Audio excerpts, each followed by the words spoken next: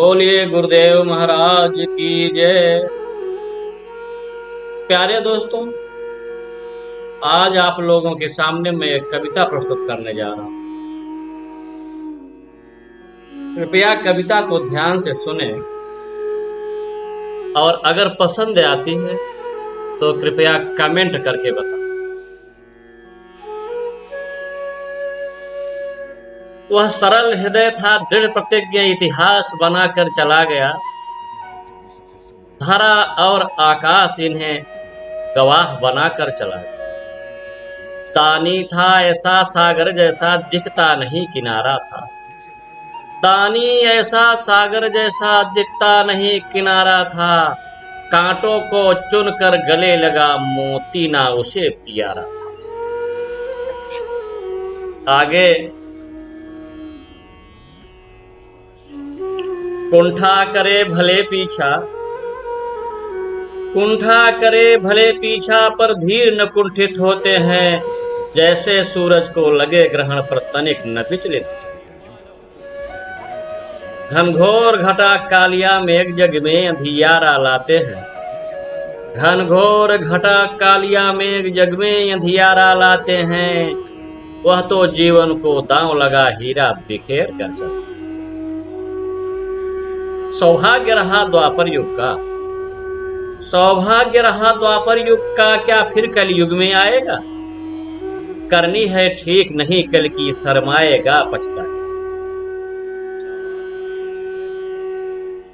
बोला कर्तव्य है ईमान, जीवन तो आना जाना है। वह यही कह रहा है कि कर्तव्य जो है वो प्रथम दृष्टिकोण है, और जीवन तो एक बार नहीं, ये तो 84 लाख योनियों में भटकने का।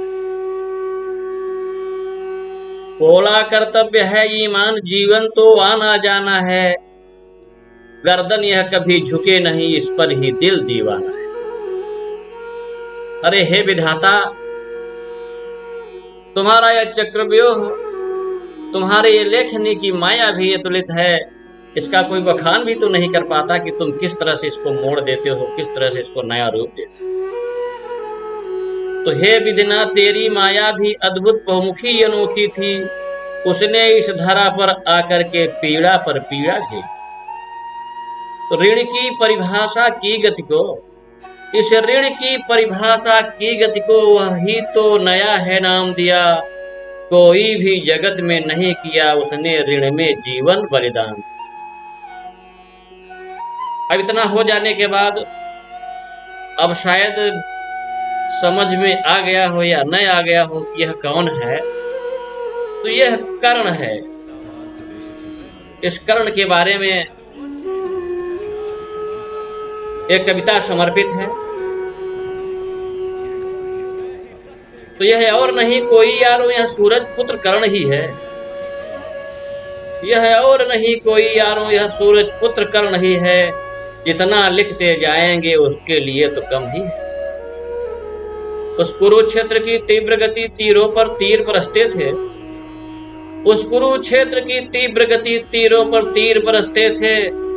बचती थी नहीं जगह कोई, लाशों पे लाशें गिरते थे। उस युद्ध का वह दिन होगा कैसा, जब दोनों आपस में भिड़े होंगे। घाव पर घाव, जख्म पे जख्म, जब दोनों की छातियों तीरों से विधे होंगे।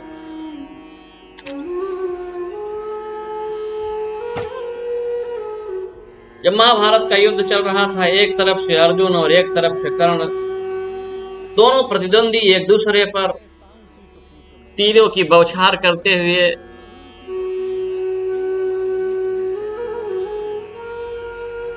घमासान युद्ध कर रहे थे। उसी बीच में कर्ण के पास एक सर्प आया। और सर्प वह कौन था?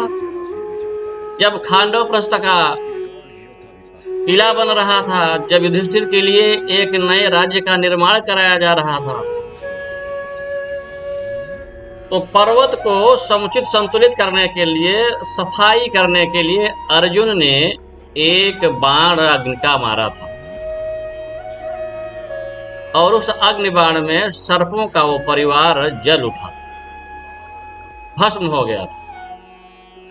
उसी में से एक सर्प बचा था जो अर्जुन के इस कुकृत्य का बदला लेने की अपने मन में ठान रखी। तो वह उस कुरुक्षेत्र के बीच खड़े कर्ण के पास आया और उनकी तर्कस में आकर बोलता है, उनकी तर्कस के पास आकर बोलता है, कहता है कि हे कर्ण, इस युद्ध का मजा ही कुछ और हो जाएगा। तुम अपने बाणों पर, तुम अपने तर्कस में मुझे समाकर और अपने धनुष की प्रत्यंचा पर रखकर मुझे छोड़ दो, तब देखिए कि अर्जुन की मृत्यु तुम्हारे चरणों में। तब कर्ण बोलता है, कर्ण कहता है, क्या कहता है कि राधे जरा हंसकर बोला रे कुटिल बात क्या करता है। राधे जरा हंसकर बोला रे कुटिल बात क्या कहता है। जय का समस्त साधन नर का अपनी बाहों में रहता है। उस पर भी सांपों से मिलकर मैं मनुज से युद्ध करूं। जीवन भर जो निष्ठा पाली उससे आचरण विरुद्ध। तेरी सहायता से जय तो मैं अनायास पा जाऊंगा। आने वाली मानवता को लेकिन क्या मुंह दिखलाऊंगा।